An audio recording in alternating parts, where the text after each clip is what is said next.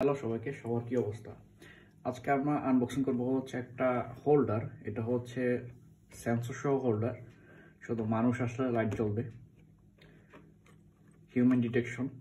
আর এই যে এদিকে হচ্ছে স্পেসিফিকেশন লেখা। এটা হচ্ছে 50 ওয়াটের মতো লোড দেওয়া যাবে, মানে বড় একটা এলইডি লাইট ইউজ করা যাবে। আর ইন্ডাকশন অ্যাঙ্গেল হচ্ছে 120 ডিগ্রি। আর সেন্সিং ডিস্টেন্স হচ্ছে 2 থেকে 6 মিটার। আচ্ছা,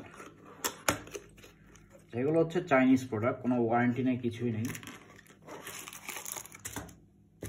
এর ভিতরে কিছুই নেই। প্যাকেজিংও খুব ফালতু। আর এটা হচ্ছে মেইন ডিভাইসটা, আর সাথে হচ্ছে রয়্যাল প্লাগের 2টা স্ক্রু দেওয়া। তো এখানে আচ্ছা, ভালো কথা, এটা হচ্ছে প্যাচের হোল্ডার, ঠিক আছে।